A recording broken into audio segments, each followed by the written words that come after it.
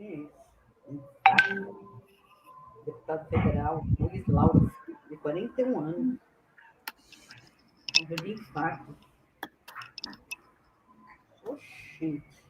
Então, pessoal, boa noite. Pontualmente, 18 horas. Nós estamos aqui nos últimos segundos preparativos para a nossa live. Eu estou só perguntando um sinal aqui para a galera da Viés, se está ok lá no YouTube, né? Porque nós estamos em um aplicativo aqui. Então, pronto. Boa noite para todo mundo que está aí na escuta, que tirou um tempinho para nos escutar.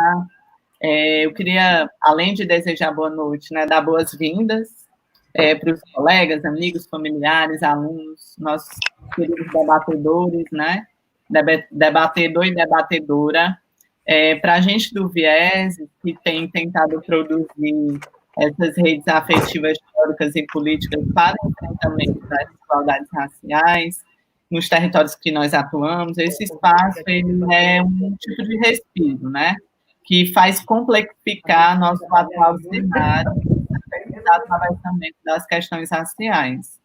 Então, a nossa live intitulada A Carne Mais Barata do Mercado é a Carne Negra, a importância das questões raciais no enfrentamento da pandemia, foi pensada a partir do exercício de racializar as práticas de enfrentamento da pandemia no Brasil, com ênfase nos campos da saúde pública e da saúde coletiva. E aí, quando a gente tenta provocar e tensionar esses dois campos, né, a partir da nossa trajetória de militância acadêmica, né, nós três, nós posicionamos que não há uma distinção, né, não há uma separação entre esses campos e tudo que acontece na sociedade, né, essas coisas elas caminham juntas. Então, isso porque alguns dados, né, segundo informações da agência pública que analisou um conjunto de boletins epidemiológicos, né, de informações fornecidas pelo Ministério da Saúde, né, e as suas instâncias, analisaram que nós vivenciamos explosão de casos de mortes de pessoas negras e também de hospitalização desse mesmo segmento, né, que morrem por Covid-19, que aí é esse elemento, esse fio condutor que vai entrelaçar o nosso papo nessa noite, certo? E aí, então, racializar essa problemática e esses efeitos psicossociais implica fazer algumas perguntas, né? Antes de apresentar os nossos convidados, né, nossas convidadas, eu estou fazendo essa contextualização para você que está nos assistindo, né, entenda um pouco da onde nasce, né? Qual é a pergunta norteadora, as perguntas que permeiam aí essa proposta, né? Então, assim, racializar essa problemática do aumento dessas mortes, né, e os efeitos psicossociais implica fazer algumas perguntas, né? E aí, Andrei, eu estou colocando já essas perguntas, né, para que, a partir delas, olhando para elas ou não olhando para elas, vocês consigam também pensar esse exercício que nós vamos fazer nessa noite, né? Então, assim, primeiro, quem são esses negros e essas negras que morrem, que são hospitalizados, né? Onde vivem, com quem moram, o que acessam minimamente nesses territórios. 3, né? Possuem renda, que recursos de enfrentamento são acionados nesse contexto de pandemia, de isolamento social. Quem pensa sobre essa maioria barra minoria e como pensam sobre elas? Essas vidas importam? Essas vidas têm importado? E elas, suas perdas estão sentidas, né? Além dessas perguntas, essas perguntas-chave que eu coloquei aqui nessa introdução, que certamente serão pensadas por meus colegas, faz necessário estranhar minimamente alguns acontecimentos que dizem desse diagrama colonial escravocrata, né? Então, para materializar, meninos e meninas, colegas, familiares, né? Eu pensei em alguns analisadores desse tempo, a partir da raça, certo? Então, assim, alguns acontecimentos aí que permeiam várias regiões do nosso país, a nível local e a nível nacional. A quantidade de mulheres pretas que continuam trabalhando para manter o privilégio do isolamento da classe média branca, a partir do serviço doméstico, né, sendo obrigadas a não denunciar os seus patrões, né? E exemplo disso é o que o Pará, né, o governo do Pará, instituiu como um serviço essencial básico, né, o serviço doméstico, que teve toda aquela polêmica e tal. Um outro analisador é a quantidade de negros e negras que povoam os serviços essenciais, mais subalternizados no isolamento, né? Então, assim, olhar para esses serviços é olhar para esses corpos que estão aí fazendo acontecer nos supermercados, nas farmácias, né? Em vários lugares que não há esse direito do isolamento, certo? As filas, povoadas em sua maioria de negros e negras, em busca do auxílio emergencial desse governo cretino, né?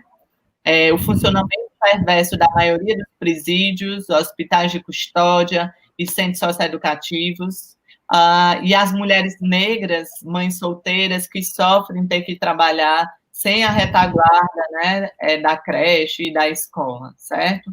Então, aí eu pensei nessas provocações iniciais para fazer aí esse debate, certo? Então, assim, para pensar, então, essas e outras questões dessa complexa trama colonial, racista, sexista, classista, tenho o prazer, em nome do nosso grupo, né, do VIES, Grupo de Pesquisas e Intervenções sobre Violência, Exclusão Social e Subjetivação, apresentar os nossos debatedores, né, a nossa debatedora e o nosso debatedor, que particularmente eu tenho profunda admiração, né, pelo trabalho, pela trajetória deles, né, eu acho que pensar um ponto de encontro que junta essas duas trajetórias é o trabalho de base, é o trabalho na política institucional, na execução e na elaboração de políticas públicas de saúde, na defesa do Sistema Único de Saúde, na academia, né, como pesquisador, como pesquisadora,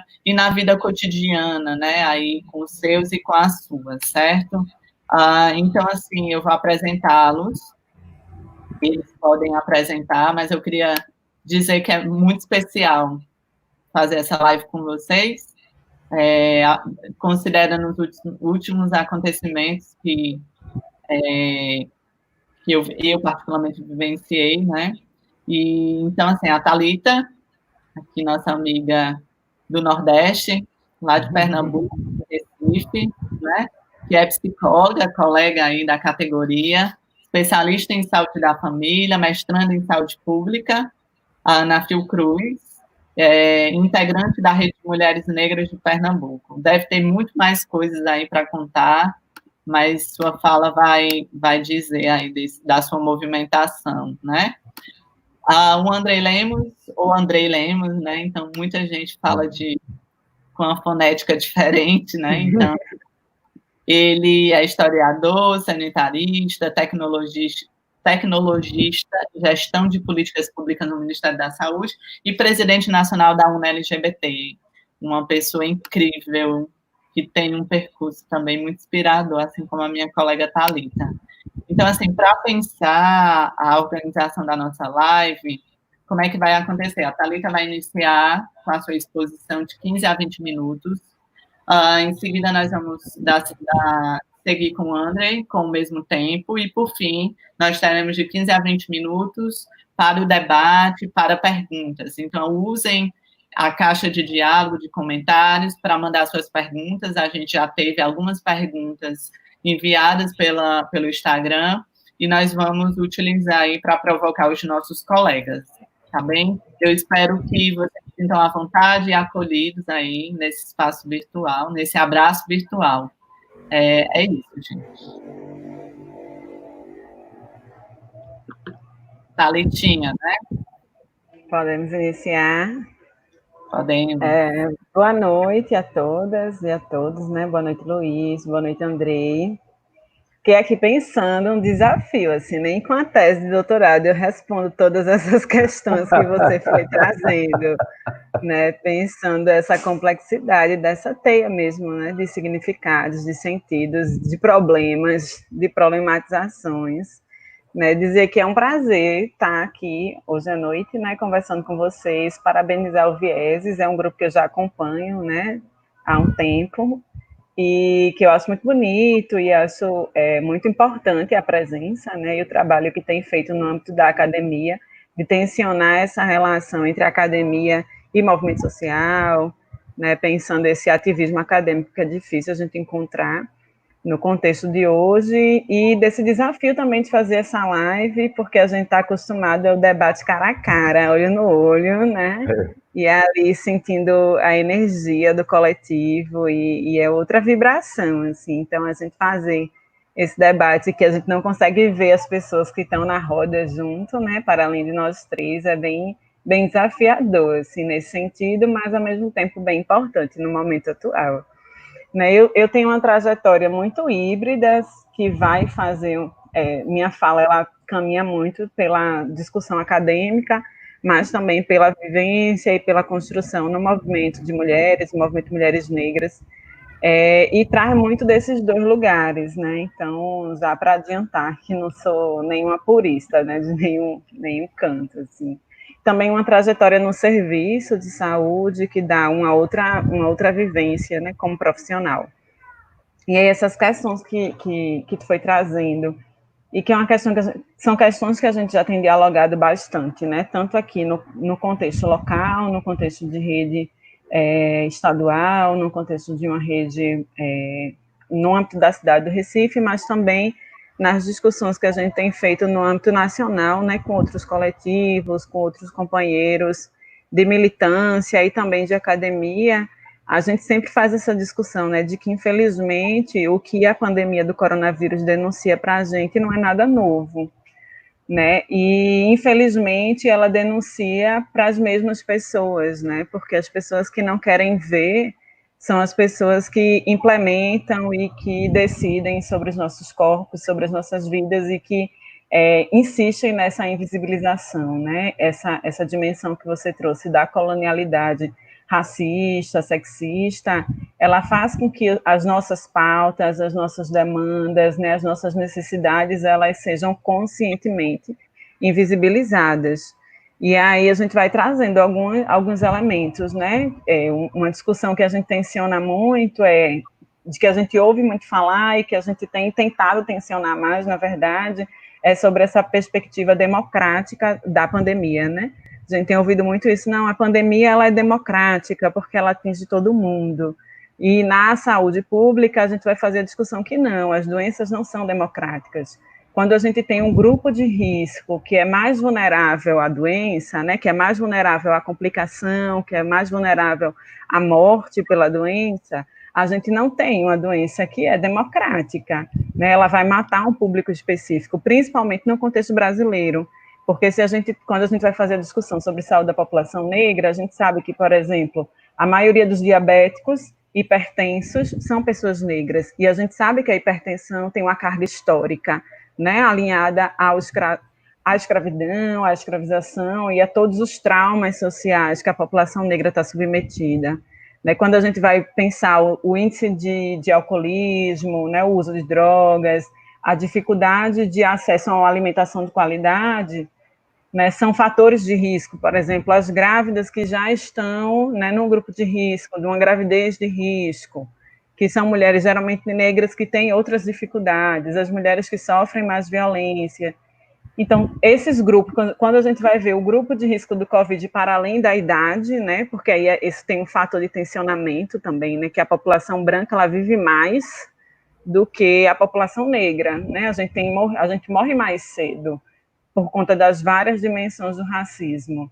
E aí, quando a gente tem uma doença que, teoricamente, deveria, se ela mata mais pessoas mais velhas, ela não deveria matar mais pessoas negras, né? Mas a gente tem um contingente de pessoas negras que tem um adoecimento, um adoecimento precoce e uma saúde mais precarizada, né, do que as outras. Então, a gente vai ter um jovem de 30 anos negro que vai ter hipertensão, né? A gente vai ter essas outras dimensões aí que a gente muitas vezes não associa com racismo, mas que tem muito a ver com estilo de vida, com, né, todo o processo de acesso à alimentação, com toda a distribuição desigual do estresse, com todas essas outras dimensões que a gente não tem pautado como dimensões, por exemplo, do racismo. Né, e eu acho que esse é um elemento, né, inicial assim, para o debate, da gente sair dessa dimensão, né, sair dessa hipocrisia, né, da branquitude, de que a doença é uma doença democrática, de que a pandemia democrática ela pode até ser em outros países, né, em outros continentes, onde isso é marcado por outras formas, e mesmo assim os Estados Unidos está aí denunciando outras coisas para a gente também. Né, mas no contexto brasileiro a gente precisa considerar essas dimensões. Uma outra discussão que a gente vai pensar assim, as estratégias de prevenção, né? Quais são as nossas possibilidades de se prevenir, né, de uma doença que é transmitida, porque a discussão é, se a gente tem cuidados básicos de higiene, a gente consegue se prevenir, né, dessa doença. Então, se a gente tem o hábito de lavar tudo que chega em casa, de lavar fruta, de higienizar o ambiente, de cuidar da casa, de limpar a casa, de se higienizar, né, de fazer todo esse processo de acesso à água e tudo mais, a gente teoricamente estaria conseguindo, né, se proteger, mas aí a gente vai para uma outra discussão, né, do racismo ambiental, né, que possibilidades a gente tem hoje, enquanto população negra, de moradia, né, digna, né, como é a situação dessas casas, como é a situação de vida dessas pessoas, pensando que, ao longo do processo, mesmo no pós-escravidão, a gente não teve medidas, por exemplo, de distribuição da terra, do território, né, igualmente. A gente tem as mesmas pessoas que dominavam os mesmos territórios, né, as pessoas brancas, ricas, né, de famílias tradicionais, que continuam com seus privilégios, e a população negra que foi se localizando, se situando e criando raiz onde dava para ser. E esses terrenos de onde dava para ser, né, são terrenos precarizados, onde o Estado nunca esteve presente. E aí essa dimensão também, assim, é muito difícil da gente fazer essa discussão. Como é que você diz para uma mulher que sofre violência historicamente que fique dentro de casa? Né? Como é que você diz como é que você trabalha o empoderamento, né, de uma trabalhadora doméstica, pensando que a classe das trabalhadoras domésticas majoritariamente é composta por mulheres negras, se o companheiro foi demitido, se você tem vários filhos para sustentar e você tem um patrão lhe pressionando, dizendo que se você não for, outra pessoa vai, e outra pessoa de fato vai, porque outra mulher está precisando desse dinheiro, desse trabalho. E aí esse jogo é muito cruel, sabe? De como é que a branquitude joga com a gente. Aqui em Pernambuco, por exemplo, a gente teve, essa semana, a gente foi surpreendido, né, com a notícia de que o Conselho Regional de Medicina fez uma nota pressionando o Estado para que as domésticas sejam incluídas no quadro de serviços essenciais, porque eles precisam de alguém para ficar na casa deles, com os filhos deles, cuidando desse espaço. E aí a gente entrou numa dimensão muito difícil de disputa política, porque estava num processo muito forte, né, dos movimentos de mulheres, junto com o movimento de trabalhadoras domésticas, a partir do Sindicato das Domésticas, de que essas mulheres conseguissem se fortalecer para fazer esse enfrentamento, para garantir, né, esse direito. Tinha tido o movimento dos filhos das trabalhadoras domésticas, pedindo para que elas ficassem em casa com acesso ao salário, que os direitos trabalhistas fossem garantidos, das que conseguem ter, né, e das que não têm também garantido.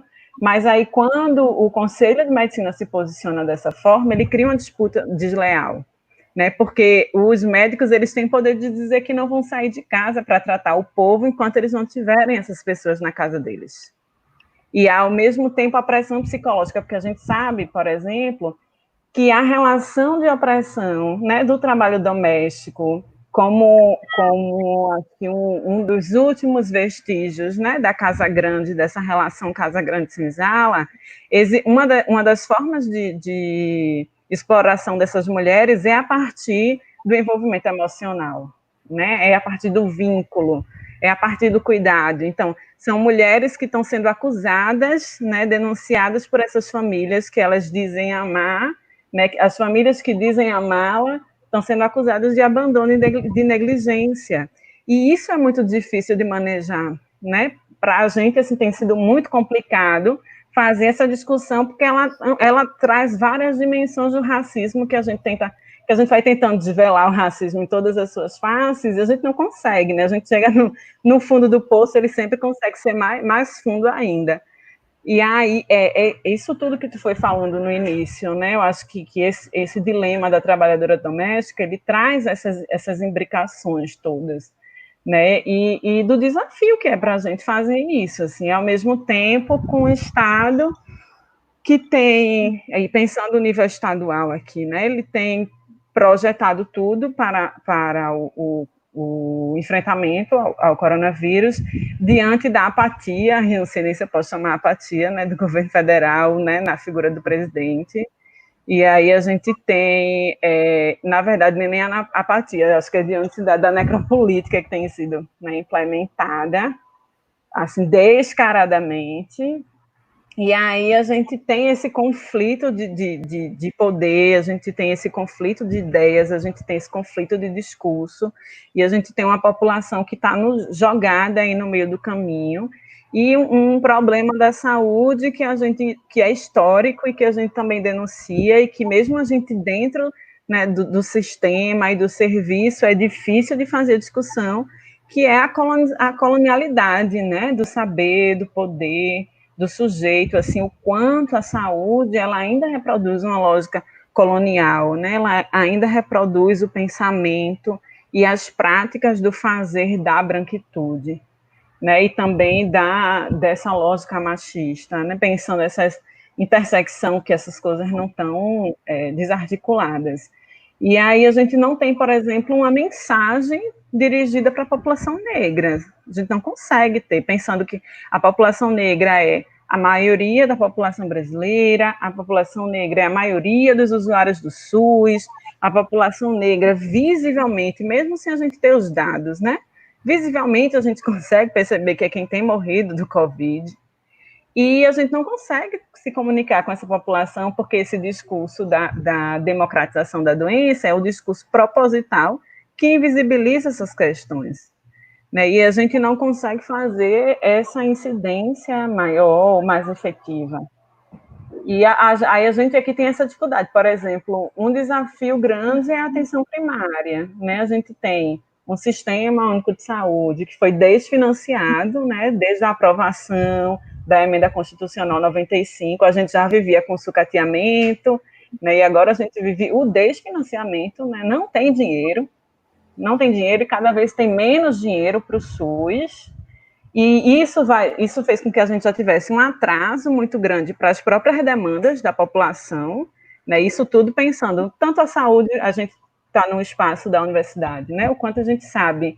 Eu estou na universidade desde 2010, né? O quanto que a universidade perdeu em termos de recurso de 2010 a 2020, né? O quanto que a minha experiência de graduação é completamente diferente da experiência de graduação das minhas colegas que estão terminando agora, quem dirá de quem está entrando, né? Pensando que eu sou da geração que teve acesso ao intercâmbio no exterior, né? Que teve acesso à bolsa de universidade durante toda a graduação, a bolsa de assistência, vários outros elementos. Então, a gente consegue perceber isso muito forte na educação, mas isso na saúde também está colocado, né? Todo esse desfinanciamento e esse impacto que já estava sendo gerado na população, em sua maioria negra, e agora com o Covid, se a gente já tem um déficit, né, a gente tem muito mais dificuldade, e aí a gente já tem um déficit, e a pandemia ela traz um desafio maior, né, que se a gente tivesse conseguindo dar conta das demandas da gente, ela ainda ia gerar um desafio. Se a gente já tem esse déficit, a gente tem 2 vezes um problema, 2, 3 vezes maior para recuperar. E que a gente sabe que também não é facilmente conduzível, né? Porque é um contexto uma emergência de saúde pública que colapsa o sistema, né? E esse colapso do sistema você não consegue evitar. E aí como você lida com esse colapso desse sistema? E uma preocupação muito grande para nós do movimento negro é que surgiu uma nota também do Conselho de Medicina aqui de Pernambuco, que definia os critérios. Não sei como é que está aí no Ceará, mas como a gente chegou em mais de 80% do uso dos leitos, eles precisavam definir critérios de quem ia ter acesso ou não. E aí, dentre alguns critérios mais relacionados à resposta ao tratamento, um dos critérios que eles colocaram foi a possibilidade que aquela pessoa que precisava do leito tinha de viver com saúde a longo prazo. E isso, para a gente, né, foi a abertura de uma possibilidade de morte em massa de pessoas negras. Porque se a gente tem uma medicina que é majoritariamente branca, de classe média, e que vive a realidade brasileira a partir da sua experiência, né, negando a experiência do outro, e a gente sabe a condição do negro no Brasil e como essa elite, como essa branquitude olha para nossas vidas, quando chegar lá que tiver uma pessoa negra, periférica, um jovem negro que tem chance de ser assassinado, não sei quantas vezes maior do que um jovem branco, como é que ele vai olhar para esses dois igualmente e ele vai dizer que quem tem mais condição de viver a longo prazo? Sabe, que é um elemento que não tem nada a ver necessariamente com a sua possibilidade de resposta ao tratamento, porque se eles definissem longo prazo, dizer, não, longo prazo sem comprometimento por conta do Covid, isso é uma dimensão, mas quando você deixa isso em aberto, né, sem descrever o que significa qualidade de vida, sem descrever o que significa longo prazo, isso tudo deixa para a gente muitas dimensões de vulnerabilidade, né, para que as nossas mortes sejam implementadas mesmo. E aí, o movimento de mulheres negras a gente está numa coisa assim muito desesperada, porque a gente vai sendo atacada, né, nos vários lados, das várias dimensões, e a gente vai tentando dar resposta, né, a isso tudo. Um dilema gigantesco nas famílias negras atualmente é o uso de máscara pelos jovens negros, né, porque se a gente sabe que um guarda-chuva é confundido com fuzil, a gente sabe que os jovens negros já não podem andar de boné, já não podem andar de capuz, andar de máscara, né? O quanto que isso tem uma outra dimensão. E isso é muito perverso, né? Do quanto que o tempo todo o Estado diz que o uso de máscara é fundamental, é importante, é obrigatório, e a gente chega para os nossos adolescentes, para os nossos jovens negros, e pede para que eles ponderem sobre esse uso, para que eles avaliem, né? Em que momento isso é proteção, em que momento isso é uma exposição. Né? Eu acho que essas dimensões do racismo no Brasil, nessa pandemia, isso tudo fica muito imbricado. É uma dimensão positiva. Desculpa interromper, falar do tempo, né? 3 minutos, já tá 18 minutos, tá bem? Só para tu ter eu pensando que 10 minutos era suficiente. Então, eu acho que assim, todas essas dimensões para a gente tem sido muito difícil de lidar, né? Eu acho que um cenário muito triste também desse contexto é a questão do auxílio emergencial, né? Que assim a gente tem visto um cenário muito doloroso do quanto de pessoas negras que foram atingidas, né? Mulheres negras, homens negros. E o desespero das pessoas para acessar esse benefício e a lógica com que o benefício está sendo distribuído, né? E se a gente se perguntar por que não são todos os bancos que foram acionados, já que não é uma emergência, a gente tem uma emergência de saúde pública, então a gente tem a possibilidade de obrigar outras instituições ou criar parcerias ou isentar impostos, sei lá o quê, e distribuir essa liberação de recurso a partir de vários canais. E aí, quando a gente distribui a partir de vários canais, a gente diminui a possibilidade de aglomeração. Né? O quanto as aglomerações dos bancos não é culpa das pessoas. Né? É um processo que é pensado, né, por outras pessoas, né? Um processo que é pensado pelas pessoas que detêm o poder. E aí a gente, mais uma vez, culpabiliza o sujeito, né? Porque as falas é do quanto as pessoas são mal educadas, do quanto as pessoas não sabem, não querem ou não valorizam minha vida, né? Aquela fala, minha vida vale mais do que R$ 600.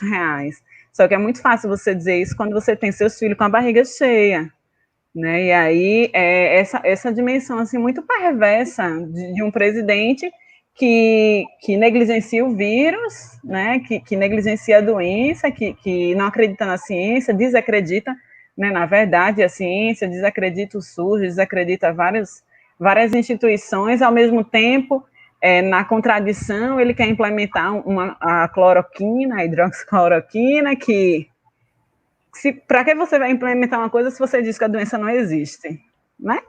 Existe aí uma dimensão, né, muito complexa e dessas disputas farmacêuticas, enfim. E aí a gente já tem uma fala do governo nesse sentido e a gente tem esse estímulo também, né, a essas aglomerações a partir dessa coisa do auxílio. Né, e eu acho que essa é uma dimensão que a gente não tem discutido muito. A assistência social também é outra dimensão, né, que a gente tem focado na saúde, mas, por exemplo, a maioria dos profissionais da assistência social são, né, pessoas negras, mulheres negras, homens negros, e que se na saúde a gente não tem tido acesso à EPI, não tem tido acesso às medidas de segurança, imagina na assistência, né? E são serviços que não pararam, porque as pessoas precisam de acessar os benefícios, as pessoas vão lá procurar, né? Porque elas não vão bater na porta do prefeito, é no CRAS que elas vão bater, e é o CRAS que elas vão pedir lanche, o dinheiro do Bolsa Família, saber como é que está, um Bolsa Família que ao longo dos últimos anos também muitas famílias foram desligadas, né? Então, algumas famílias que tinham acesso, que estavam no perfil, deixaram de estar e deixaram de ter acesso. A gente já tinha um acúmulo de problemas que tem se intensificado nesse contexto. E o racismo, ele vai dando o contorno de tudo, assim, tanto das respostas, né, quanto dos problemas. Para mim, assim, é inadmissível que a gente não tenha, no nível federal, estadual e municipal, os dados desagregados por raça-cor.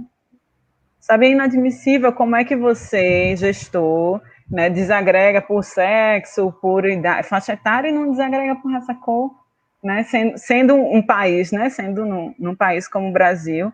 E isso não é por acaso, né, a gente sabe que isso não é por acaso. E eu acho que isso traz muita dificuldade para a gente, porque as pessoas têm agido como se a pandemia fosse algo do outro, né? Fosse da elite, fosse da classe média, porque chegou a partir desse lugar.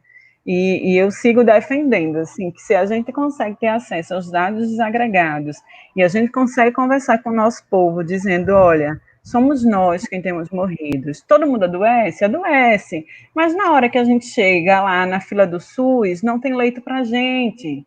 Ah, se eu trabalho no hospital privado, todo mundo pode adoecer? Pode, mas se eu sou técnica de enfermagem e a outra é médica e ficar sem leito para as duas, quem vai ter preferência é a médica, não sou eu, que sou técnica de enfermagem.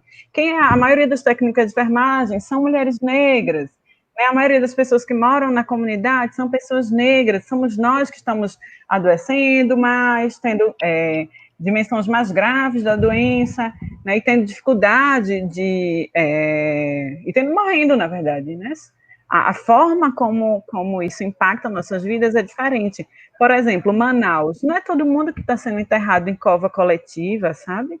Quem já tinha seu dinheiro, quem já tinha seu túmulo, está lá. A novela tem as outras dimensões. Teve um cara que morreu aqui, e ele teve uma missa de 7º dia transmitida por live, sabe? É diferente?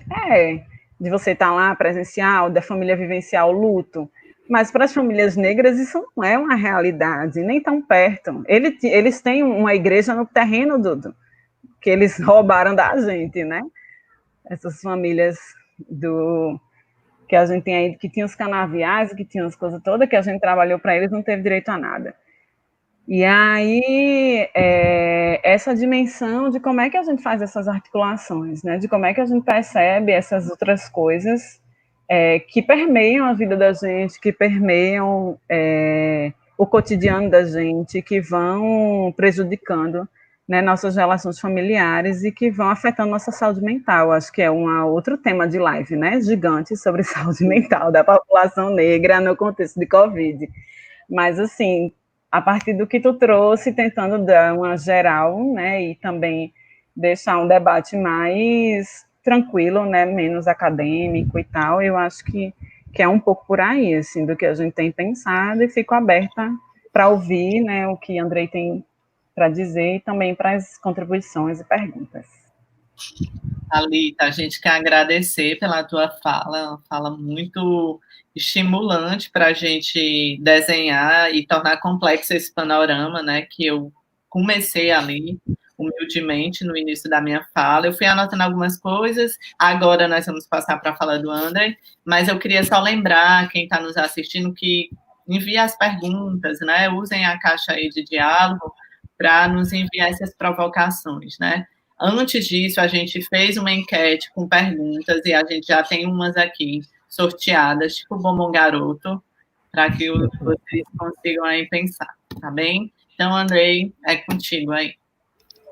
Valeu, querido. Eu queria primeiro dizer da felicidade, né, de poder estar nessa sala, nesse bate-papo com vocês, pessoas que eu tenho muito carinho, admiro tanto, e de toda a identidade que a gente tem, né, na nossa trajetória, enquanto pessoas negras, enquanto pessoas do Nordeste, enquanto trabalhadores e lutadores e defensores do Sistema Único de Saúde. Então, eu fico super confortável, né, de receber um convite para estar junto com vocês e debater esse tema. Dizer que Thalita fez toda uma fala potente, né, que, assim, me resta fazer alguns comentários, algumas reflexões para tentar contribuir, né, complementar. Então, parabenizar a Thalita aí pela explanação, que eu acho que responde tudo que você pontuou.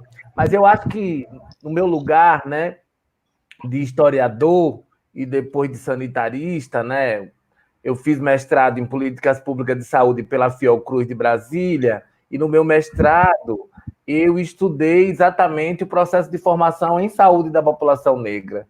Então, me remete, quando vem esses questionamentos, a lembrar, primeiro, de como o Brasil é constituído, né? De como é construída essa sociedade brasileira a partir de 1500. Não dá para a gente esquecer disso, né? E aí, Thalita citou Casagrande Senzala, que, embora, né, o autor, que é um autor importante ainda, pernambucano, da terra de Thalita, ele romantizou o processo de miscigenação, mas, ao mesmo tempo, essa obra contribui para uma importante e profunda reflexão sobre essas relações, né? Que são construídas no Brasil a partir desse processo escravocrata, né? E essas relações, elas permeiam a sociedade brasileira ainda hoje, né? Nós estamos numa semana que a gente começou com o 13 de maio, onde o movimento negro denuncia que essa abolição no Brasil, ela está inacabada, né? A gente passa aí pelo Dia da Assistência Social, né? Pelo Dia de luta contra a LGBTfobia, e hoje, né, esse dia tão importante contra a exploração sexual das crianças, uma série de questões que são resultantes desse processo excludente da sociedade brasileira, né? Então, a gente precisa lembrar que, desde então, né, na construção dessa sociedade, foi se colocando a população negra para uma determinada finalidade: ser explorada e garantir o acúmulo de riqueza, de lucro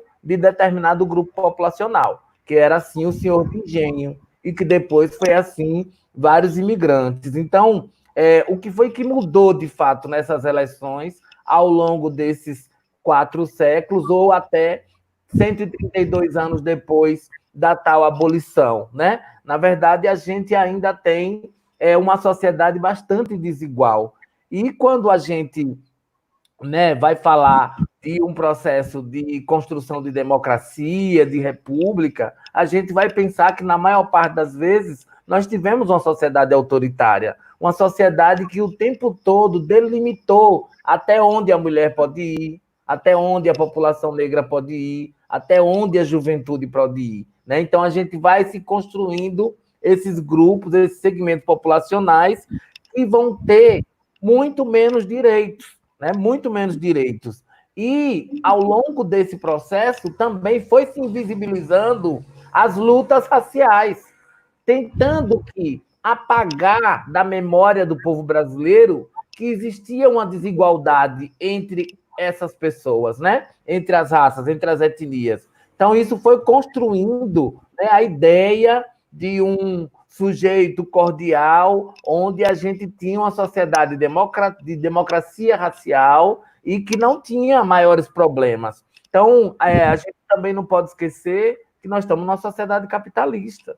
É essa sociedade capitalista que tem como objetivo, né, se estruturar em cima da exploração da força de trabalho de algumas pessoas. Então, se a gente tem, né, uma sociedade onde o capitalismo foi construído com base no escravagismo, essas relações vão continuar sendo,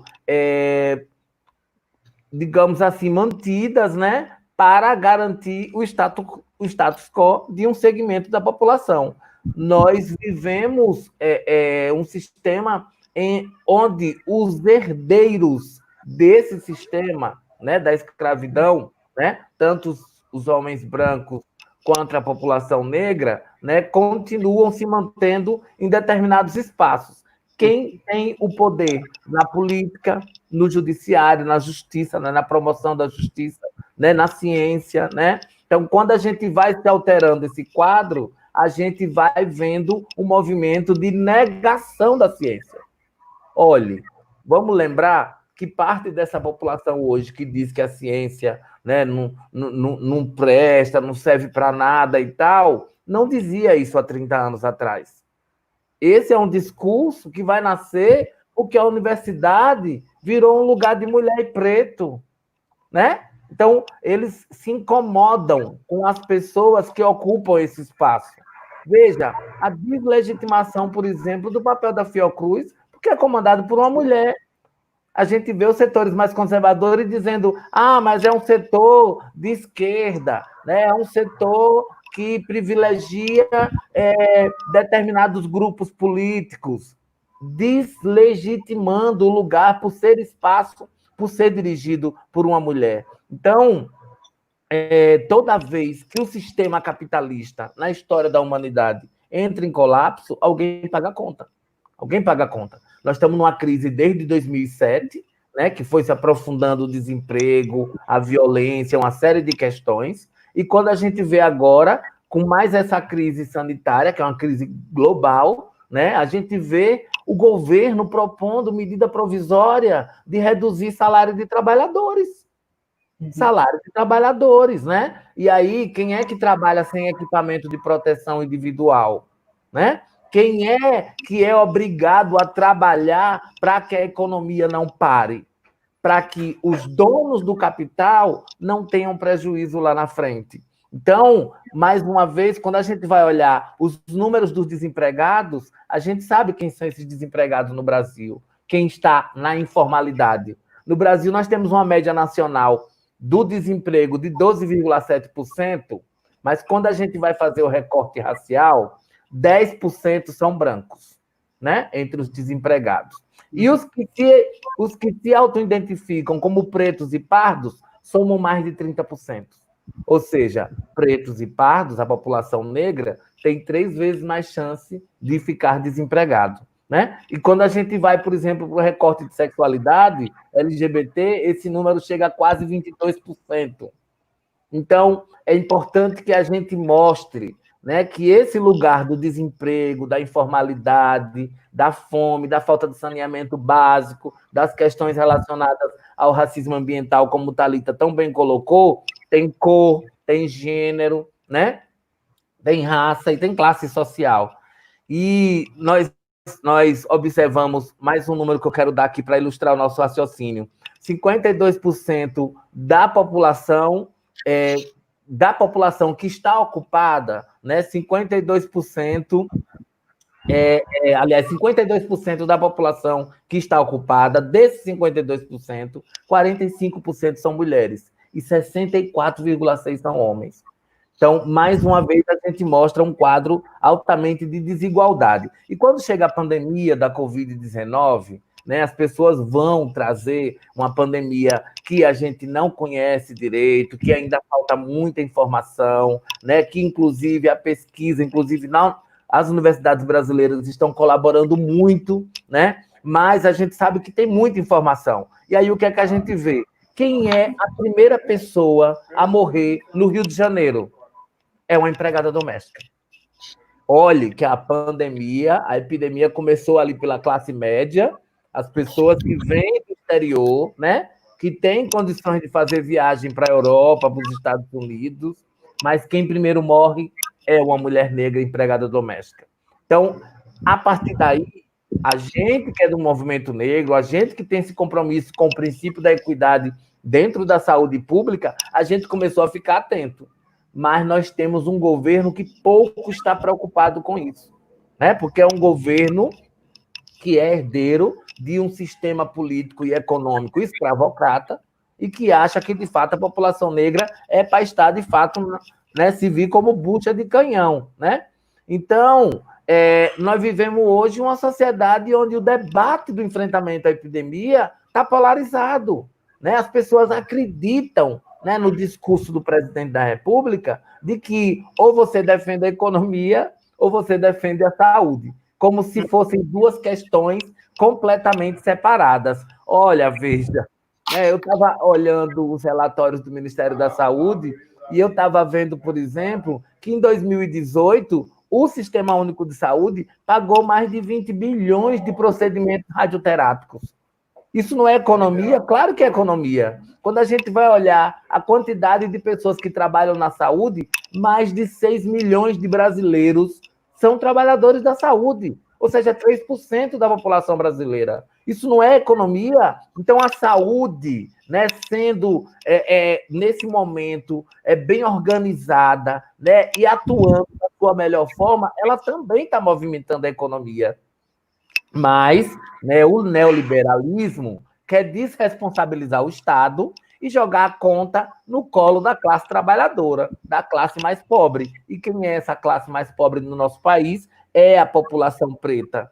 Então, infelizmente, nós chegamos num nível de perversidade do sistema capitalista que as pessoas preferem morrer, arriscar sua vida do que perder seu emprego, porque é a única condição de sobrevivência. Isso é de uma perversidade, né, que os governos não conseguem se dar conta. Né? E, nesse contexto, como é que fica a saúde mental dessas pessoas?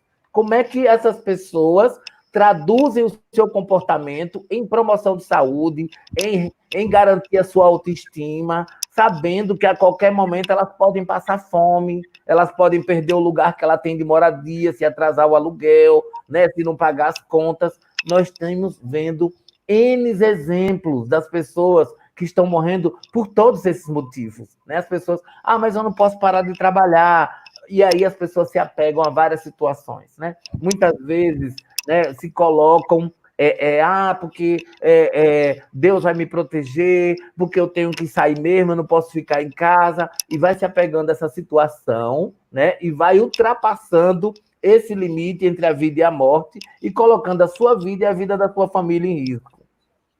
Né? E nesse sentido... Deixa eu lembrar, desculpa, que já deu 20 minutos, tá bem?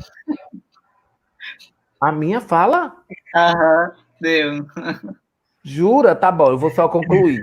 Então, acho que quando a gente vai olhar, né, toda essa situação dessa falta de equilíbrio, né, entre as relações econômicas no nosso país, né, dessa falta de igualdade de oportunidades, a gente vai ver que tem N motivos, mas com base principalmente nessa discriminação racial. Então, eu acho que é importante, eu gosto muito de lembrar que a Judith Butler, ela diz que quando a gente fala em nós, em nação, em povo, é preciso lembrar de que tecido social é construído esse país, né? Então, no nosso caso, a gente não pode esquecer que é uma sociedade onde, né, roubou dos índios as terras e explorou o trabalho dos africanos escravizados para a manutenção, né, da sua riqueza, né, do seu lucro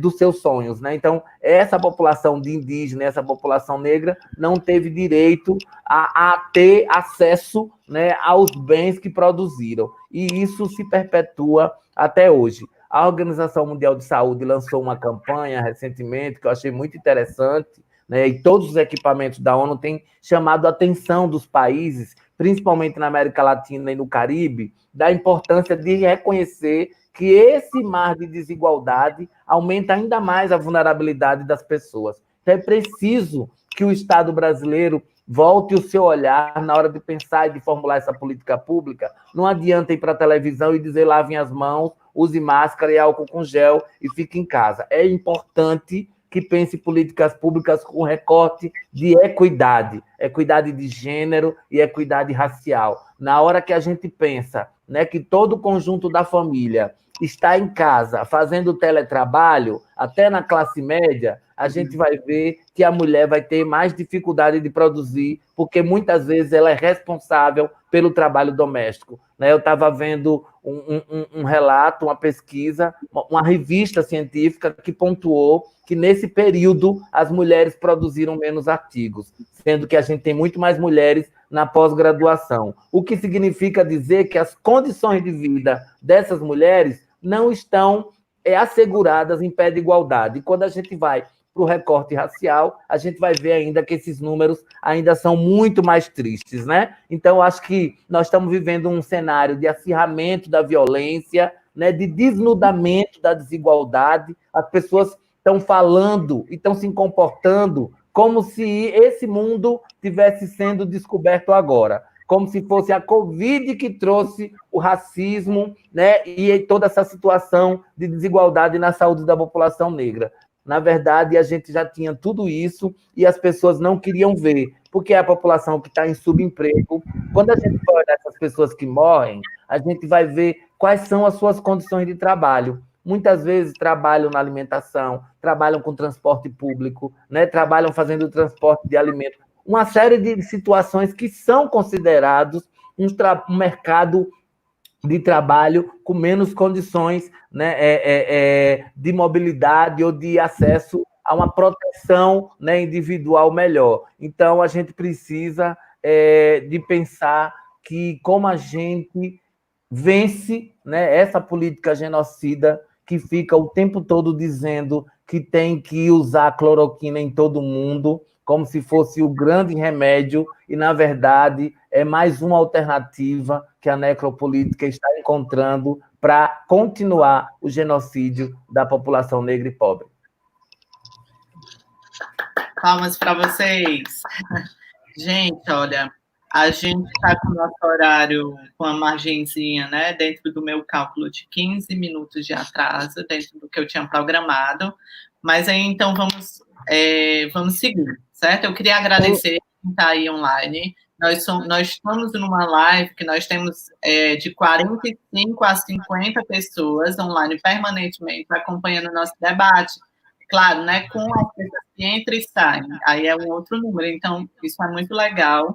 Então, prova que isso é importante, é contundente nesse momento, né?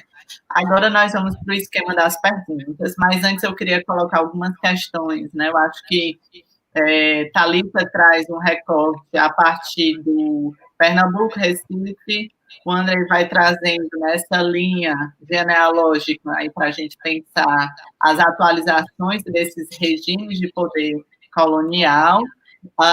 E eu queria trazer alguns dados aqui de Fortaleza. Na verdade, não vou trazer dados porque não tem tempo, mas é só dizer assim, que isso, de forma local, também se atualiza, né?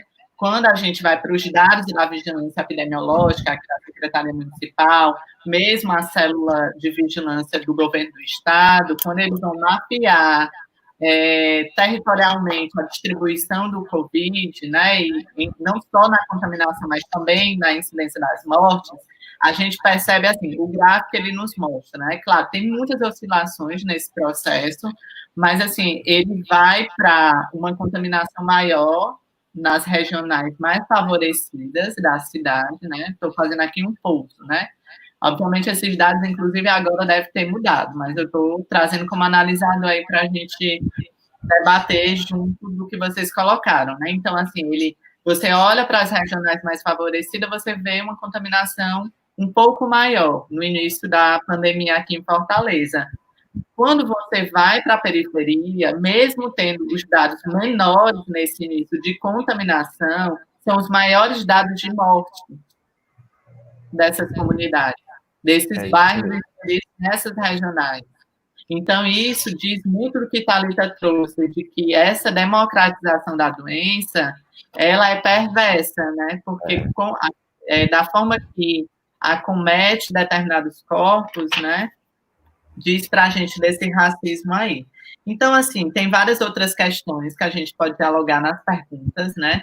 Então, assim, temos 4 perguntas, então eu vou fazer um bloco de 2, porque são perguntas complexas, e outro bloco de 2, né? E aí, porque assim, a gente tentou juntar todas as perguntas nessas perguntas, então por isso que talvez seja pergunta de tese, né? Mas assim, eu acho que a gente vai produzindo alguma coisa, não é uma resposta certa, correta, evidente, né? É muito mais um agenciamento aí desse nosso diálogo, né? Então, a primeira pergunta, são 2 perguntas nesse primeiro bloco, né? Primeira pergunta, que estratégias poderiam ser experimentadas pelas políticas de saúde para cuidar da população negra nesse cenário de pandemia? A segunda pergunta, não sei se vocês tiverem alguma dúvida, vocês me comunicam. Como o debate interseccional pode ser aliado no cuidado das populações negras no Sistema Único de Saúde? São essas 2 perguntas. Aí, André, aí tem uns 2 minutos, 3, e Thalita também. Peraí, só um minutinho. Interseccionalidade, não é isso? Isso, a segunda. Como a interseccionalidade pode contribuir para o cuidado, né, no SUS? Sim. Eu posso falar? Claro. Escuro. Não, antes de começar, queria só fazer um adendo, né, que Andrei foi trazendo também essa questão da terra, né, desse roubo da terra ancestral, e colocar, porque a gente vai falando na live e vai esquecendo que as coisas vão sendo gravadas, né, quando a gente faz essa discussão sobre o roubo das terras, a gente faz essa discussão, né, da terra indígena e desse roubo dos colonizadores que chegaram aqui, né, e quando as famílias brancas vêm, elas recebem uma terra de alguém que, na verdade, não tinha autoridade para doá-las. Né? Então, quando a gente vai fazendo essa discussão desse roubo, né, e da injustiça dessa democratização da terra, que quando a população negra sai da escravização, a gente sai sem direito a nada. Né? Pelo contrário, com leis de criminalização, né, e de genocídio dessa população. É só para deixar registrado, né, porque a gente está, né, nessas novas modalidades de discurso e de debate, né? Acho que é importante. E aí, pensando nessas estratégias, para mim, eu acho que uma das estratégias que a gente tem vacilado muito, assim, enquanto serviço, né, enquanto política de saúde, é a pensar o fortalecimento da atenção primária. Né? Acho que, pelo menos, a realidade que a gente tem visto aqui é de que a atenção primária ela fechou as portas e ela atende só gestantes, ela atende a vacinação e ela tem atendido, acho que alguns casos nem sei se ela atende de puericultura, ela tem feito pré-natal e feito a vacinação. Quando a gente tem uma atenção, a gente sabe, né, a gente tem várias discussões, a gente investiu durante muitos anos no fortalecimento da atenção primária, né, a gente sabe que a atenção primária ela tem condições de dar resposta, né, a 80% dos problemas de saúde da população, e aí se a gente não tem, por exemplo, um espaço na comunidade que a gente pode buscar acolhimento e cuidado, a gente vai sobrecarregar o UPA, porque agora se eu tenho uma diarreia, eu não posso mais procurar o posto de saúde, né, porque o posto de saúde ele não está recebendo as pessoas por conta do Covid. você tem que ir para o espaço de referência de emergência. E a orientação que foi dada, né, inicialmente, de que aos primeiros sintomas de gripe você não busque o serviço de saúde, faz com que os sintomas do Covid se agravem muito, e quando as pessoas buscam o serviço, ele já está muitas vezes numa situação muito complicada, que se você buscasse inicialmente, né, poderia reverter esse quadro ou dar um outro tipo de cuidado. E aí eu acho que um desafio que a gente tem, para mim, eu acho que uma estratégia e um desafio é como é que a gente pode potencializar a ação da atenção primária, né, nesse contexto de enfrentamento. Né, como é que a gente pode fazer um trabalho, por exemplo, eu acho que pensar a atenção primária articulada com a educação popular em saúde. Né, como é que a gente pode usar os elementos da comunidade, por exemplo, para produzir as máscaras. Né, a gente tem na comunidade muitas costureiras. Como é que a gente faz esse diálogo interno, como é que o próprio posto de saúde promove esse tipo de atividade. A gente tem as agentes comunitárias de saúde, que conseguem saber, mapear quem são os usuários que estão no grupo de risco, como é que a gente faz esse contato para fazer um trabalho específico, né, para essas famílias. Para mim, eu acho que um dos caminhos para pensar, né, essa resposta, uma resposta mais conectada, uma resposta mais assertiva, passa por isso, mas a gente sabe que essa dificuldade de reação, né, da atenção primária, ela também é reflexo, né, desses ataques gravíssimos que foram implementados e dessa reformulação da própria lógica, né, de sair de uma lógica mais de promoção para uma lógica mais de oferta de serviços, né, e menos de promoção e educação de saúde. E acho que outra estratégia que a gente tem colocado, mas que eu não vou entrar muito, é nessa discussão da democratização dos leitos de UTI, né, nos mesmos critérios para a fila de espera dos transplantes.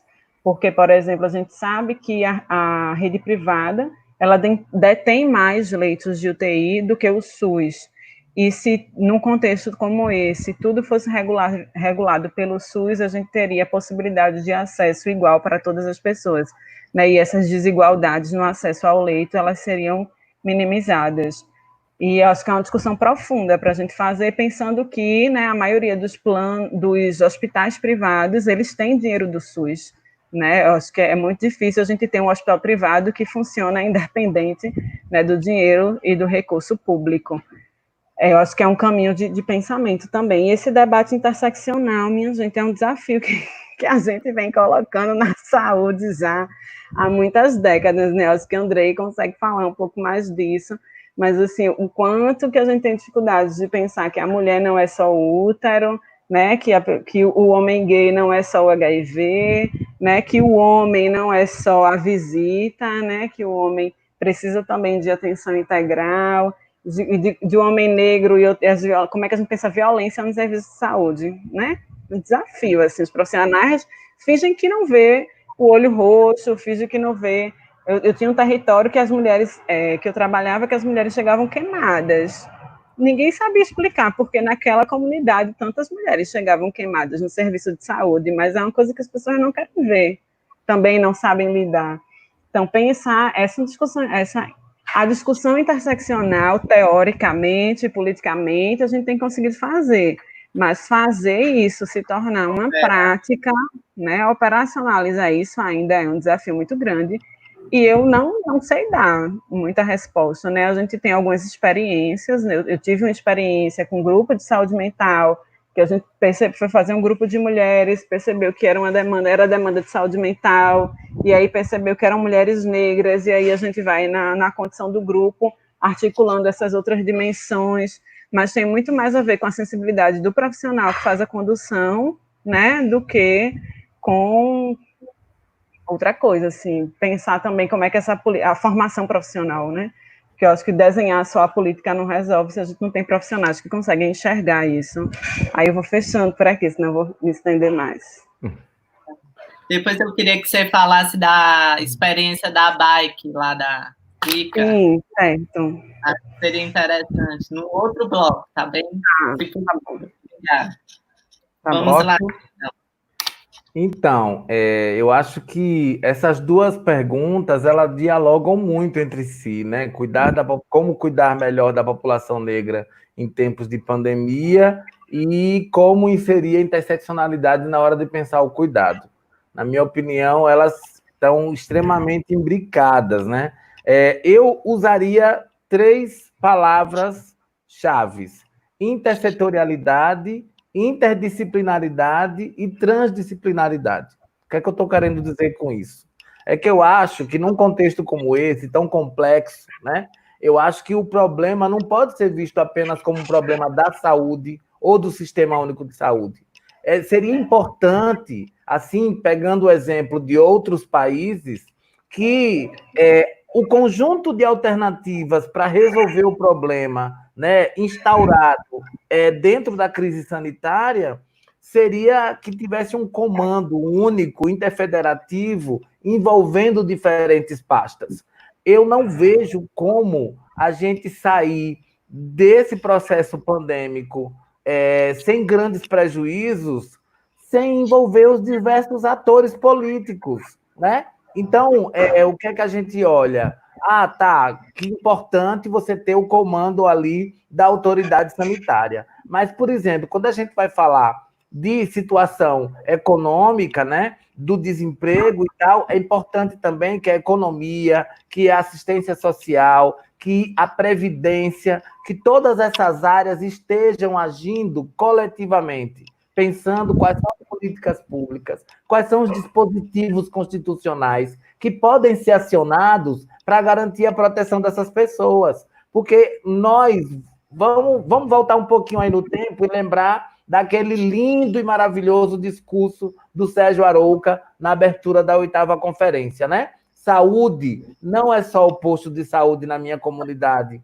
Saúde é emprego, é transporte público, né? Respeito ancestral, né? Valorização da cultura, é reconhecimento das identidades e das subjetividades, das diferentes dimensões, né? Da humanidade, é religiosidade, é gênero, é raça, ou seja, é uma série de situações que vão ampliando a vulnerabilidade das pessoas, mas que também pode potencializar a relação com o autocuidado e com o cuidado da coletividade. Então, quando a gente olha, é importante considerar a determinação social, né? O Brasil, pela primeira vez que vai fazer uma conferência sobre determinação social, em 2011, né? Mas a gente já tinha tido conferência mundial sobre isso, e ainda hoje a gente tem dificuldade de trazer esse debate para a saúde, porque as pessoas se fecham muito no seu saber individual ou na sua atividade exclusiva profissional. E não dá mais para ser dessa forma, né? Eu lembro que quando a gente começou a implantar a estratégia de saúde da família lá em Aracaju, a gente falava muito. É importante reconhecer o território, identificar quais são os equipamentos e quais são os comportamentos. Eu vejo que os noticiários mostram o tempo todo, né? Como é que as pessoas estão durante o processo de distanciamento social. Aí eu estava aqui lembrando, Luiz, você falou de Fortaleza, na Semana Santa mostrou, né, o mercado do peixe ali de Fortaleza e o mercado em Salvador. E as pessoas enlouquecidas para comprar o seu peixe. Não dá para pensar política pública sem considerar os aspectos culturais da localidade e do território, né? Então, isso é interseccionalidade. E aí a gente tem que lembrar da atividade laboral, do lugar de moradia, se você tem água encanada, se você tem acesso à luz, se você tem acesso... Olha, tem lugares que dizem assim, não, se você tiver febre ou tiver sintomas mais graves, você busca um equipamento público de saúde. Tem comunidades completamente descobertas, que às vezes está super distante do lugar onde chega. E quando chega lá, essa pessoa, dependendo da cor da sua pele, dependendo do seu gênero, da forma como está vestida, né? E principalmente da sua identidade de gênero, aí eu trago para reflexão sobre as pessoas travestis e transexuais, que na sua grande maioria tem a única forma de sobrevivência a prostituição, né? Essas pessoas, muitas vezes, vão ser negligenciadas na hora de pensar política pública e têm dificuldade de ter acesso porque são discriminadas desde a porta de entrada. Então, não dá mais para a gente pensar que uma medida exclusiva, no único formato, vai atender o conjunto da população. A nossa população ela não é homogênea, é uma população heterogênea, com várias faixas etárias, com vários sonhos, com várias formas e hábitos de vida, com vários comportamentos e, principalmente, com várias cosmovisões, né? Então, na hora de pensar o cuidado, é importante que a gente enxergue esse sujeito com a sua trajetória, com a sua história, que compõe hoje o seu quadro clínico, né? Tudo que a gente manifesta no seu corpo, no nosso corpo, é também resultado da nossa história e da nossa caminhada. Isso é tão importante, André. Eu fiquei, e Thalita, né? Acho que essa primeira rodada foi muito bacana. Me fez lembrar muito, né? Algumas reflexões empreendidas por alguns autores e autoras críticos à colonialidade, que coloca que, mesmo quando a gente pensa de que há uma referência identitária, né, de um povo negro, né, isso não deve ser tomado como uma referência homogênea, porque existe, como muito bem vocês colocaram, diversos atravessamentos que compõem ali aquele território existencial daquelas pessoas, né? Isso é muito complicado de colocar nos movimentos, na política, né? Na sociedade como um todo, né? Isso é um terreno muito delicado. Eu fui para a conferência de abertura da ABRAPSO, né, a Associação Brasileira de Psicologia Social, e o Silvio Almeida estava lá. E aí ele cita muito o Achille Mbembe, né, para pensar essa universalização e que muitas vezes se coloca a África como sendo a única referência dessa produção subjetiva, né, da população negra, né. E aí é um debate para uma outra live, mas isso foi uma abertura que vocês fizeram para a gente colocar em discussão, né? Gente, tem mais duas perguntas, e aí eu vou colocar. Eu acho que uma já vai dialogando com o papel da atenção básica, que é qual seria, então, a função da atenção básica, da atenção primária, nos territórios acometidos pelo Covid, tomando como base esses indicadores dos territórios que não são racializados, né? E se coloca muitas vezes, claro, né, identificando a classe, identificando, né, um perfil por cima de quem é, mas aí pensar esse papel. A última pergunta, eu ainda tenho mais uma, pessoalmente, né, que é assim, em que e como a branquitude poderia somar nesse cuidado antirracista, no contexto pandêmico, né? Mandaram aqui. Tu quer fazer logo a tua também? Não, vou deixar para o final, para as considerações finais. Aí. Para o último bloco, né? Eu acho que eu trouxe já um pouco, né, do que eu penso, assim, com relação à atenção primária e das possibilidades, né, do trabalho das ACS, do trabalho do médico em território, e da própria estratégia, né, de como ela foi pensada e de como ela tem sido executada. Acho que ela tem um poder de mobilização comunitária muito grande e geralmente, né, nos territórios em que a atenção primária está, existe uma relação de vínculo muito forte da comunidade com né, com aquele espaço, com aquele equipamento social, e penso que tem muitas possibilidades de trabalhar com a educação de saúde, né, com a educação de saúde, com promoção e com prevenção. Acho que isso é uma das estratégias do Covid, que a gente está entrando nessa falácia, né, de que a saúde é apenas assistência, né, e apenas a cura das doenças, e a gente tem esquecido de tudo que a gente estava vindo, discutindo e construindo ao longo de muitas décadas, né, de que a saúde é muito mais do que isso, como o Andrei trouxe, e a atenção primária é que dá esse tom, né, de que a saúde é muito mais do que isso.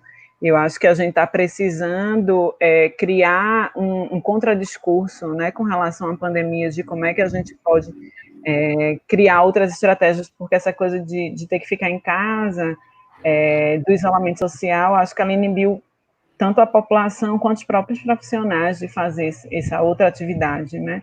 Porque a gente tem mulheres que recém-paridas que não têm conseguido receber visita, né, que estão com esse processo de cuidado dessas crianças muito sozinhas e que a atenção primária não tem conseguido, né, dar conta, e eu acho que são realidades muito tristes. Hoje eu tô grávida, né, a gente fez uma ultrassom, né, a primeira ultrassom que deu para ouvir os batimentos, e o pai foi impedido de entrar para poder ouvir como uma medida de segurança para o Covid. E aí a gente ficou se questionando se a gravidez não fosse algo colocado pelo serviço de saúde como algo do corpo da mulher, exclusivamente dela, ele nem seria cogitado, a não entrada dele não seria cogitada, né? A gente continua reforçando que a gravidez e que o parto e que o cuidado das crianças é algo exclusivo da mulher. Então, se é algo meu, exclusivo, né, desse corpo feminino, o homem não precisa entrar, porque não interessa, não importa, né, para o serviço de saúde, essa parceria, esse cuidado, esse compromisso, o envolvimento dos homens, inclusive o que eles sentem com relação a esse processo de cuidado. E é isso, acho que a pandemia ela vai trazendo para a gente umas cascas de banana que a gente vai escorregando no próprio discurso que a gente já vinha tentando implementar, né, ao longo de muito tempo. E essa é a primeira pergunta. A segunda, eu me perdi aqui, que eu fui entrar nessa discussão. A segunda é sobre branquitude. Sobre a branquitude, que desafio, né? Não esquece de falar da bike.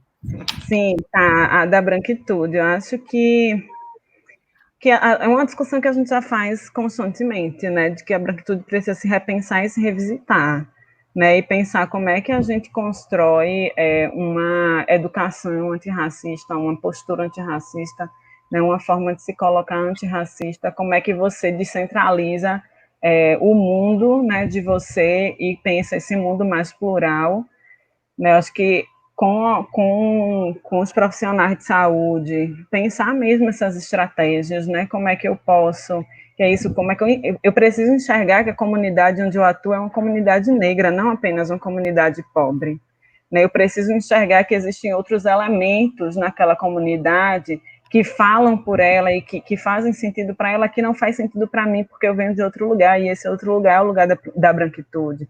Né, o que é que, às vezes, você trabalha 10, 20 anos na comunidade e não sabe onde tem um terreiro, né? Não sabe o sentido desse terreiro, nunca entrou para fazer, né, o cuidado em saúde desse terreiro, não adianta você passar um tipo de procedimento, de medicação, de tratamento, se o terreiro diz que não é para ser, ou se o terreiro diz que se não pode, né? Se as coisas se chocam, os discursos se chocam, as perspectivas se chocam.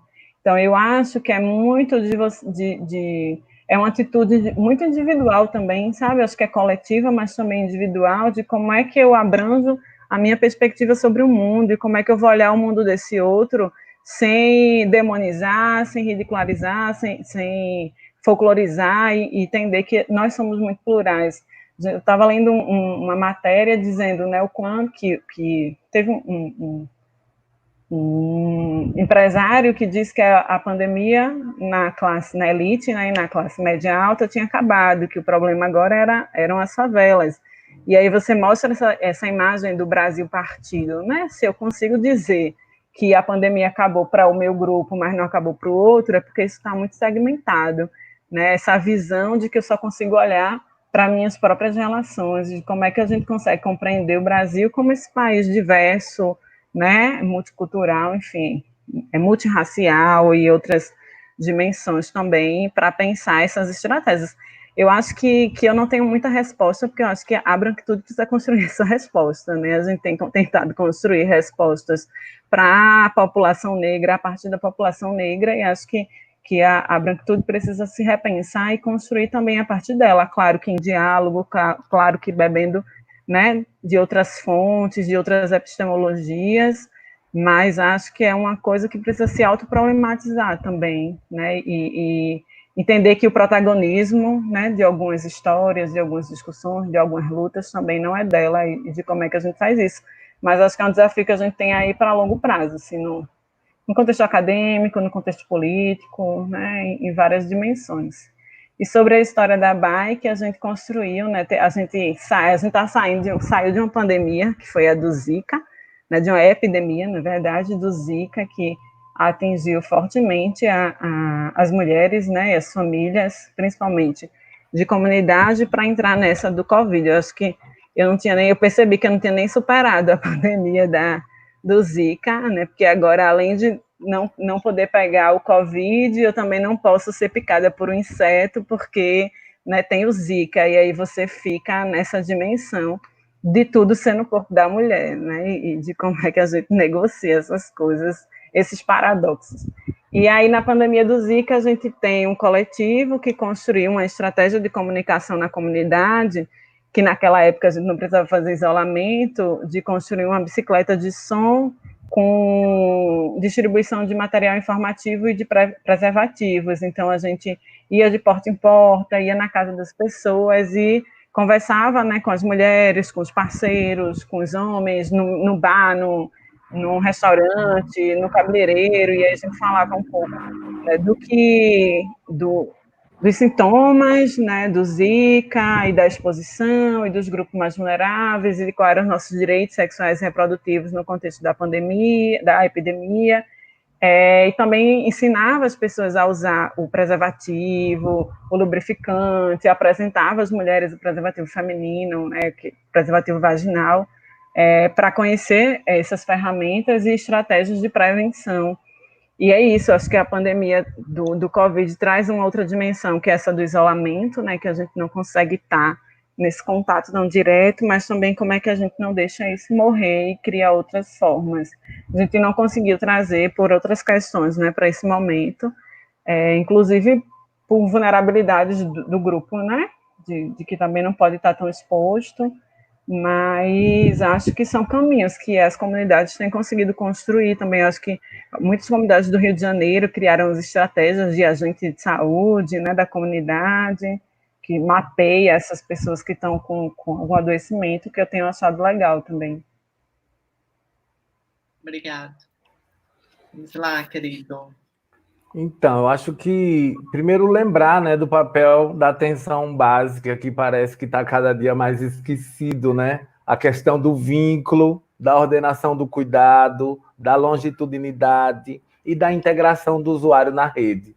Eu acho que temos um monte de evidência científica no mundo inteiro da importância da atenção básica para o enfrentamento de qualquer situação sanitária, porque a atenção básica está localizada no território, a equipe é multiprofissional, então ela acumula diferentes saberes que podem se organizar para dar resposta aos problemas daquela população, naquele espaço. Então, sem dúvida nenhuma, a atenção básica, se tivesse, né, de uma forma mais organizada, nós poderíamos estar no outro patamar, até mesmo porque a gente percebe que em alguns espaços essa atenção básica vem cumprindo o seu papel de forma bastante qualificada e resolutiva, né? Agora a gente vai ver que tem muitos lugares que aí essa saída, por exemplo, dos mais médicos, né, dos médicos cubanos, deixou a atenção básica no Brasil altamente fragilizada. Por quê? Porque a branquitude que faz medicina não quer estar numa comunidade quilombola, não quer estar numa aldeia indígena, né? Então a gente tem uma parcela aí grande da população brasileira desassistida, né? Então não adianta a gente jogar a conta toda no colo dos agentes comunitários de saúde, que são desbravadores, que são ousados, corajosos, capazes, mas que sozinhos não vão dar resposta aos problemas de saúde pública. Então, de fato, é importante a gente resgatar esse debate, porque recentemente, né, nós vimos uma mudança de modelo de financiamento na atenção primária que aumentou a precarização de trabalho e que incidiu de forma muito perversa em municípios menores. Então, quando a gente vai ver, isso traz resultados altamente assustadores, porque aí a gente vê, cai cobertura vacinal, né, cai o número de consultas, né, o pré-natal, uma série de situações que vai aumentando a vulnerabilidade dessa população. E como a branquitude pode colaborar, eu gosto muito de dizer que o Brasil precisa se descobrir, né? Lembrar que esse país não é um país homogêneo e que essa desigualdade ela não nasce com a pessoa, né? Ela foi construída historicamente, assim também como as oportunidades e os privilégios. Então, eu acho que a branquitude precisa reconhecer seu lugar de privilégio e se colocar nessa luta enquanto atores antirracistas. Eu vejo muitos bons exemplos. Outro dia eu estava no aeroporto de Guarulhos e um jovem entregando Uber Eats, né, foi parado pela polícia, ele de Havaiana, de boné, um jovem negro, né, e foi parado pela polícia, super hostilizado e tal. Então, de repente, eu olhei para o meu lado, tinha várias pessoas negras consternadas, mas todo mundo com medo de abordar os policiais, porque todo mundo sabia que ia ser tratado da mesma forma. E, de repente, chega uma mulher branca, era promotora de justiça, deu uma carteirada, brigou com os policiais e liberou ali a situação daquele jovem negro. Então, isso é um exemplo de como a branquitude pode usar o seu privilégio para se colocar na luta antirracista. Lembrar que o racismo, que produz tanta desigualdade, que entrava o desenvolvimento da nossa sociedade, não pode ser visto como um problema só da população negra. Se nós queremos vencer a crise, se nós queremos vencer a pandemia, se nós queremos vencer a violência, nós vamos ter que ouvir quem mais sofre com esses problemas e identificar quais são as alternativas, né? Então, eu acho que um caminho seria ampliar a possibilidade e garantir oportunidades. Veja, eu tenho um exemplo aqui na minha quadra, por exemplo, eu observei que tem uma parcela de pessoas, servidores públicos, num nível bacana de estabilidade econômica e financeira, que muitas vezes são dispensadas para estar na quarentena, né, durante a pandemia, mas não abrem mão das babás. Então, eu vejo a mulher tomando banho de sol e a babá segurando o carrinho do bebê, né? E aí a gente fica acompanhando hoje nas redes sociais essa porrada de áudios das mulheres e das avós reclamando porque a escola está fechada, porque a creche não está funcionando, porque não suporta mais aquela criança dentro de casa. Vejam, nós precisamos identificar de que a escola tem um papel, mas que a educação não é tarefa exclusiva do professor, né? A família também tem que contribuir com esse processo. Então, nós temos aí uma confusão de papéis que é decorrente desse processo de branquitude mesmo, das pessoas se sentirem num lugar tão privilegiado, tá tão acostumado, né, a ter o seu conforto e não abre mão nem 1 milímetro para poder ajudar o país a enfrentar um problema. Então, essas pessoas precisam repensar o seu lugar, a sua nacionalidade, né, e o seu compromisso, inclusive, com a sua cidade e com o seu país. Ótimo. Gente, a gente vai encaminhar para a última parte da nossa live. E aí eu fui anotando algumas considerações, né? Os meninos, né? Eles podem pensar nas suas considerações finais a partir do que eu vou colocar, mas é mais um arremate, né? É problema de pesquisador, né? Que a gente vai sistematizando e vai criando o rizoma para cima, para baixo, né? Quando está em outra esfera, né? Mas eu acho que mais do que isso é fruto, né? Essas inquietações é fruto desse poder ancestral, né? Assim, desse nosso encontro, desse diálogo, né? Então eu fiquei pensando, vocês pensaram, né? Isso aqui é nós, isso aqui somos essa produção, né? De que o desmonte do SUS faz parte desse genocídio da população negra, né? Esse genocídio sistemático da população negra, né? Então, defender o SUS, fortalecer o SUS, garantir e afirmar essa coletividade, né? Essas diferenças, né? E, claro, né, denunciando essas desigualdades aí que faz morrer esses povos, né? A gente falou de pandemia, tomando o Covid como analisador, mas vocês, em muitos momentos, trouxeram outros acontecimentos, né? Assim como eu fiz o exercício do início, de pensar práticas existentes que se configuram como pandemia, né? E aí nós temos os homicídios de jovens negros, né? Nós somos um dos países que mais mata jovens negros. Thalita colocou isso muito bem. E aí, quando você vai fazer todos os recortes, você vê isso, né? Os indicadores de saúde, o desmonte da atenção primária à saúde, né? O desmonte, não existe, a extinção do NASF como uma responsabilidade ministerial, né? E aí, olhar para esse desmonte, olhar para para esse acontecimento é olhar assim, acaba o que com isso, né? Acaba que práticas de cuidado são distintas e, consequentemente, as populações que são atendidas e cuidadas por essas práticas, né? Então, assim, são analisadores aí desse tempo, né? Que a pandemia aí nos coloca, como vocês muito bem falaram, em evidência, né? Vocês falaram muito sobre os determinantes em saúde, né? E da dificuldade disso ser alinhado com o debate interseccional, né? Determinantes sociais em saúde e interseccionalidade, né? Qual é o prisma que casa aí nesse encontro, né, para se potencializar aí nas políticas. Eu lembrei muito da metáfora do Ashley Mbembe, ele fez um texto, né, que é o direito universal à respiração, né, e vocês falaram, assim, visceralmente, né, situadamente, localmente, a partir da experiência de vocês, né, o quanto esse direito universal à respiração fala de uma espécie que não é racializada, né? E aí, gente, por fim, aí eu vou abrir para as considerações e depois eu vou fazer o fechamento com os agradecimentos e vou trazer uma surpresinha, mas ficam com vocês, viu? Muito obrigado.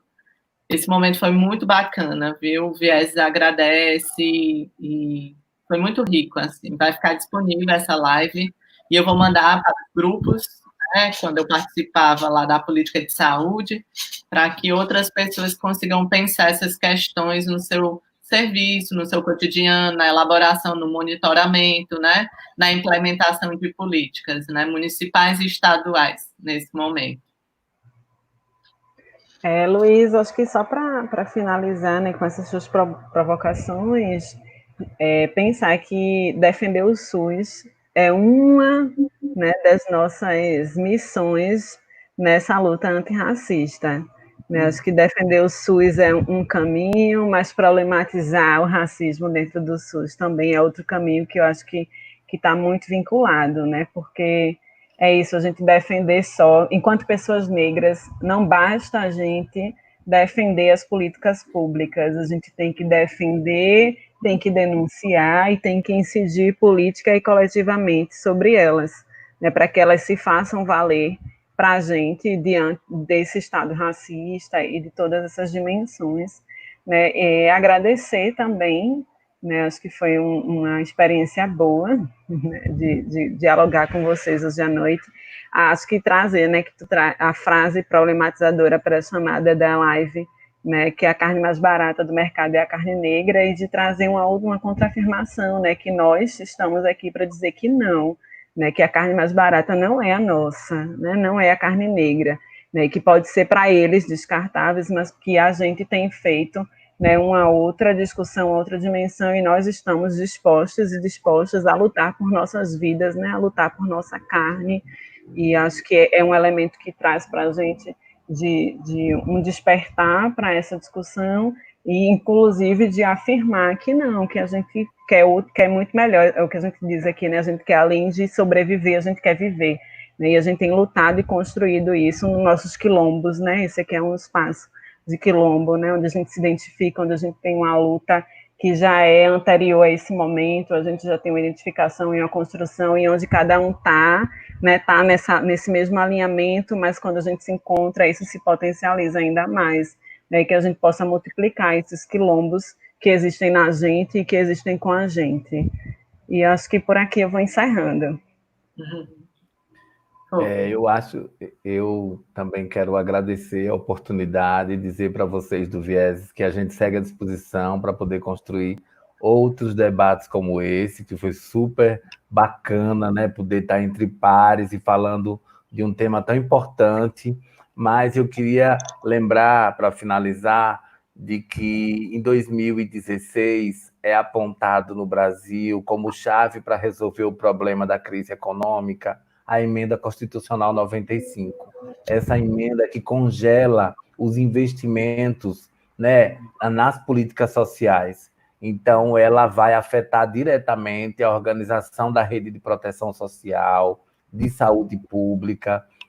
uma série de eixos políticos que são importantes para a redução das desigualdades. Por quê? Porque, mais uma vez, o capitalismo manda um recado dizendo bem assim, olha, né, isso aqui que é feito para pobre, isso aqui que é feito para negro, né, a regulação fundiária que vai beneficiar quilombolas e indígenas, para a gente isso não é muito importante, porque não traz lucro. Então, mais uma vez, esse sistema ele é tão perverso que ele lembra, né, que essas populações são indesejáveis, são descartáveis, são não recomendáveis. Então, a política pública tem sido pensada dessa forma. Mas eles se enganam, né, quando acham que o Sistema Único de Saúde é um sistema de saúde pública apenas para pobre, né? Quando a gente vai olhar a organização do SUS, e hoje, né, essa pandemia está demonstrando, comprovando, né, de que todo o conjunto da sociedade brasileira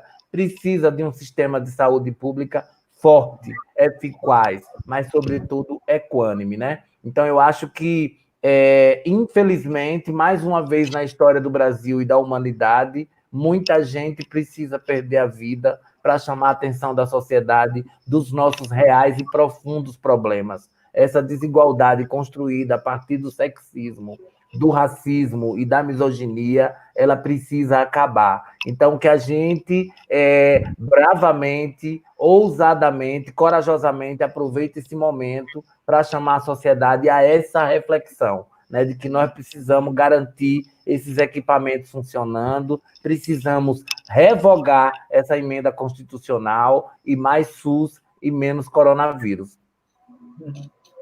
Gente, para finalizar, eu gostaria novamente de agradecer todo mundo que participou da live e sustentou esse tempo, né? A gente teve todo o cuidado de pensar um tipo de logística que não pudesse ser cansativo, né?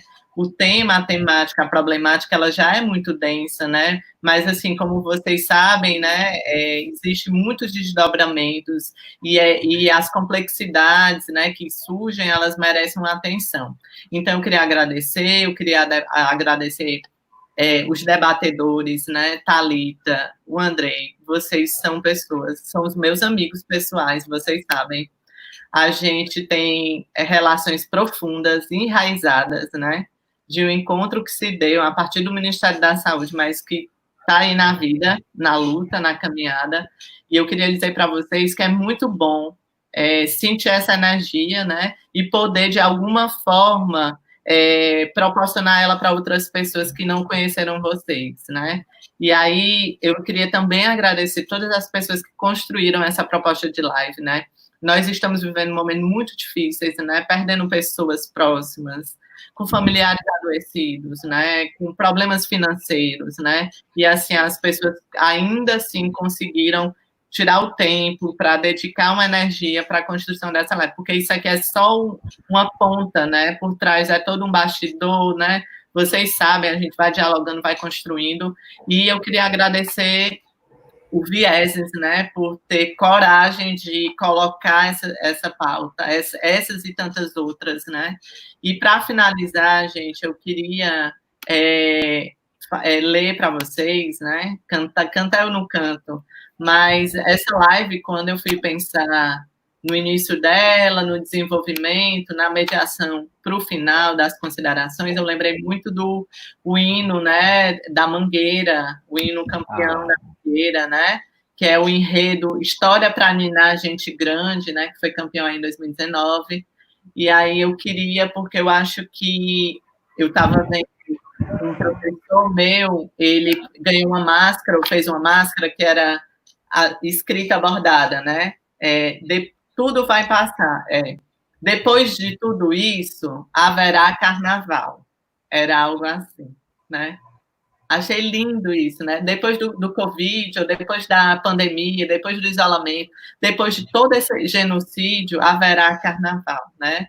E o carnaval, né? Ele é um símbolo, né? E uma experiência de resistência do nosso povo, né? Exatamente. E aí, esse enredo, ele é muito bonito, e ele fala dessa outra história que estamos construindo e cantando, né? Que, como muito bem vocês dois colocaram, né? eles acreditam e eles podem até nos matar, né? Mas essa morte ancestral, ela é impossível, né? E aí eu vou ler aqui, Mangueira, tira a poeira dos... Deixa eu pegar aqui, só um momento. Desculpa, gente, vamos lá. Brasil, meu nego, deixa eu te contar. A história que a história não conta. O avesso do mesmo lugar. Na luta que a gente se encontra. Brasil, meu dengo. A Mangueira chegou, com versos que o livro apagou. Desde 1500, tem mais invasão do que descobrimento. Tem sangue retinto pisado atrás do herói emoldurado. Mulheres, tamoios, mulatos. Eu quero o país que não está no retrato. Brasil, o teu nome é Dandara. Tua cara é de Ariri. Não veio do céu nem das mãos de Isabel. A liberdade é um dragão no mar de Aracati. Salve os caboclos de julho, que foi de aço nos anos de chumbo. Brasil, chegou a vez de ouvir as Marias, Maris, Marieles e Maies. Mangueira, tira a poeira dos porões, ou abre alas, para os seus heróis de barracões, dos Brasis, que se faz um país de lecis, jamaleões, tão verde e rosa as multidões, né? Então, aí fica para a gente esse hino, para a gente resistir e contar essa outra história que já estamos contando e cantando. Gente, muito obrigada, tenha uma boa noite e a gente vai. Obrigada. Um beijo. Valeu. Beijo, queridos.